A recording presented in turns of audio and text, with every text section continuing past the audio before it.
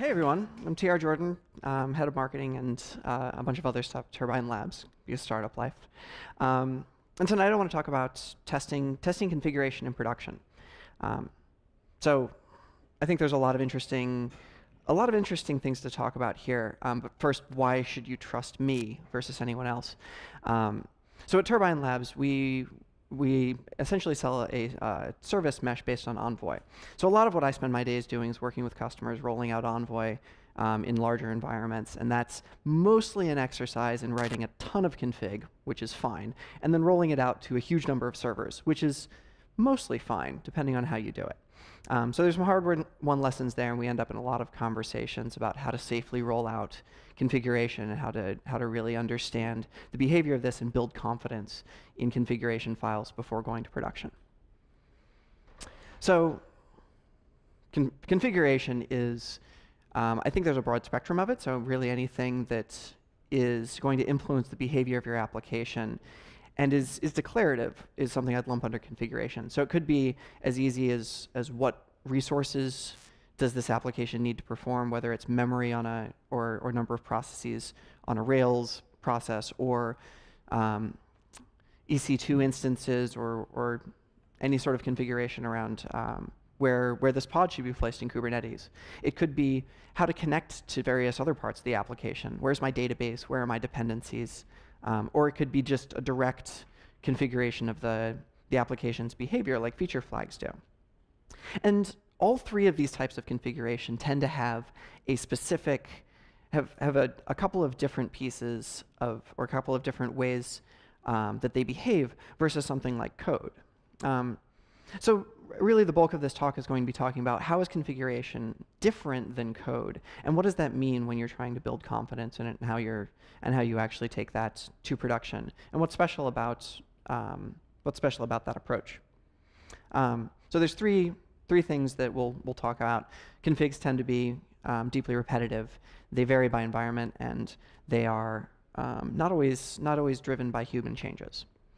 So there's, I think before we dive in, testing in production, I feel like explaining it is a little bit sign of the cross. I should say something about what I mean, just to make sure we're all on the same page. How many people have read Cindy Sridharan's excellent article on testing in production? Cool.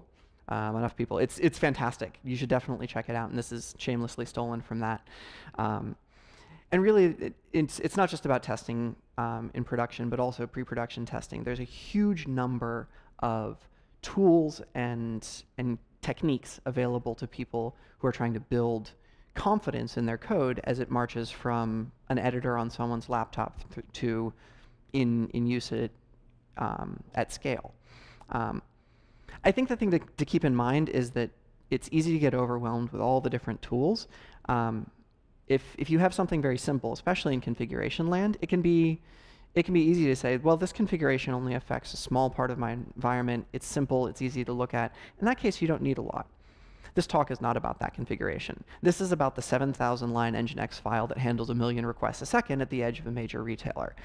That sort of configuration is incredibly dangerous because it looks a little bit like simple configuration.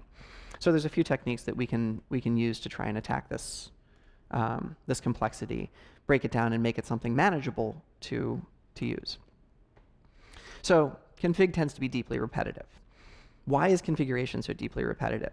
I was talking with a company last week, and they literally told me that the Nginx configuration for their edge servers was just 7,000 lines of one file that they pushed out, and that seemed fine most of the time, except when it wasn't fine, and then it was very not fine.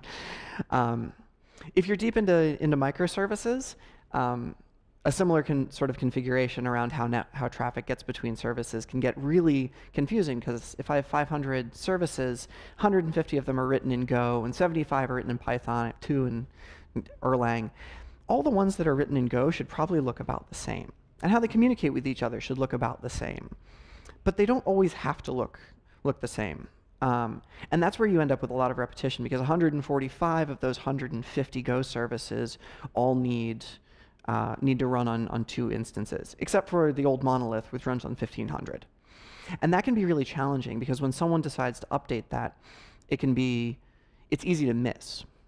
This kind of config generates a lot of diffs that look like the same plus and minus line repeated 75 times, which is great if there's only 75 instances. If there's 76, then you've missed something, and it can be easy to break. So how do we test this kind of configuration? How do we make it, get our arms around it and make it easy to work with? We have techniques for testing code in production. Let's try and make this look more like code. So for example, one of the stories that Lyft likes to tell about how they work with Envoy is their key insight around how clients and servers in microservices should interact with each other is that clients should not control how they talk to a server. A server should control how clients talk to them. Because then if you have a behavior like requests that are over 500 milliseconds are just broken and should time out, and I'm never going to meet my SLA, if one client implements that behavior, that's wonderful, except that there's a whole bunch of other clients that don't. So if you take the configuration, which has all 1,700 clients or all 50 clients, and you force everyone to update constantly, that's prone to error. It's going to be very, very difficult. By turning it into code, creating a DSL or using templates, you can actually build this into your build process, and you can build an artifact that looks a lot like whatever you're pushing out to production. You can use all the same tools that you do now, either around phased releases or quick rollbacks, in order to make things a little bit more robust. But that's not, you can't turn everything into a little DSL by trading complexity back and forth. One of the big problems with configuration is it actually deliberately varies by environment. So if you have a piece of code that says, if I'm in development, do the right thing. If I'm in production, do the wrong thing. That will almost always fail, and you will never get it right until it goes to production. And configuration can be this way. If your database is on localhost, cool. In staging, it moves a little farther away. And in production, it moves to a totally different place. You can't test the configuration of the production database without connecting to the production database, so you're forced to. And until you try it, you won't notice that hosted DB has 3 Ds in it, and that's not going to work at all. So if you have this kind of variation, which a lot of configuration does, the primary approach here is to phase the rollout.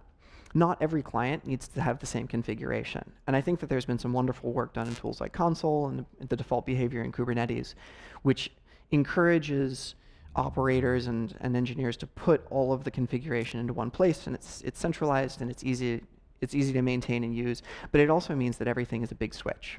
Everything requires a full fleet change by default. By rolling out to incremental servers, again, trying to treat your configuration a little bit more like code, you get this sense of being able to deploy a small amount and then look at your metrics for just that service.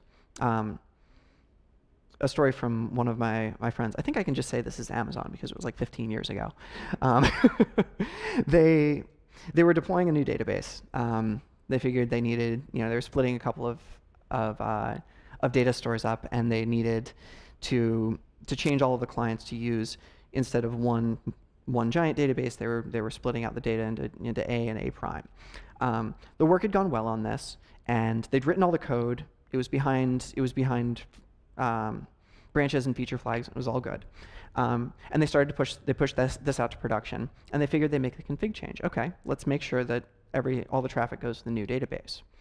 At the same time, without telling them, the database team had moved the home of that data from the West Coast to the East Coast.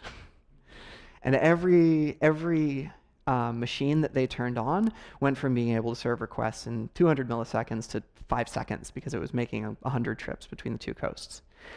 It didn't take down Amazon because they didn't have a problem across all of their servers. They only changed config on one server at a time. And because they were monitoring this based on how they were doing the rollout, it looked a lot like a standard, I'm gonna flip a feature flag, I'm gonna drag a release slider, do a rolling deploy. And it prevented a real outage. The downside of this, of course, is that if your configuration can have your different parts of your application have different configs, now you have config drift. One of the things that we strongly recommend when deploying any sort of meaningful config is make that a top-line metric.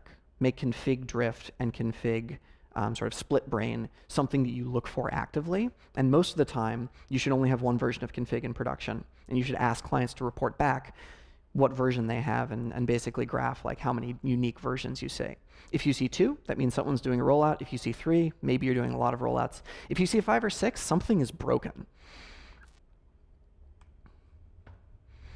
And then finally, the last bit of configuration, which is debatable, is that any operation can modify configs.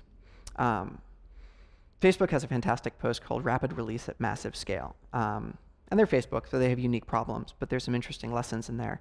And what they do is their volume of incoming commits to the main code base is so high, you can't essentially ask someone to say, can you look at this release and say it's good? Because there's just too much going on. So what they do is that they constantly push commits into a stream into master, and then occasionally the build system will pick up one version and auto-promote through an employees only and then small number of live users and then to all users. In a lot of systems, if you were to sort of back this out and say, oh, that's cool, I want this, one place to say is, I'm going to put in a configuration value, maybe to my deploy and release system, maybe it's in the code base itself. I'm going to put some version in there that says how much of this traffic, or how much traffic should go to the new version. And the problem with this is now you have this enormous configuration surface area that you're suddenly tasked with monitoring. What versions are out there? What percentage of teams or what percentage of users are seeing this? Has anyone changed anything recently? And you'll see an enormous amount of churn, which basically makes anything that looks like a normal Git workflow feel really uncomfortable. Can you imagine reading a Git log that's 99% robot updated from 79 to 80% released, and 1% I pushed a change that rewrote the front end in React? It's not a great experience, and it can be really hard to debug and really hard to understand what's going on. So in this case, is one of the primary goal in simplifying this is try and separate what is human-driven intentional config and what is application state. In Facebook's case, the configuration is what are the levels that I want to roll out to. Employee only is one, 2% is another, 100% is the final one. Everything under that is just application state. It's equivalent to how many users are in your database and how many of them are active or have their data being cleaned up. There's a lot that you gain simply from saying, I will only configure a certain number of operations, and I will only allow human control over these operations. And it doesn't all have to live in a Git repository, but it needs to be a deliberate configuration action. And with that, there comes this sort of simplicity of being able to say, most of the time, there's no configuration change. Deploying constantly is just what we do. Our monitoring takes care of doing rollbacks, and I get an alert on that.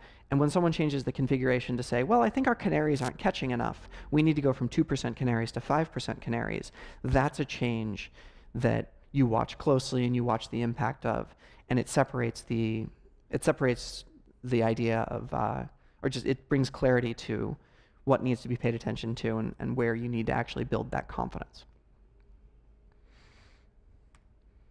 So configuration as code? Yeah, it's great. I almost put up a stock photo here, but I Googled configuration, or I Googled hopeless dream, and the first thing was just a picture of someone's dentures. I felt really uncomfortable doing. So configuration as code is great because we have so many tools to test and build confidence in code in production, but it's worth understanding that configuration has a unique set of features to it, and some of these features cannot be tested in the same way as code.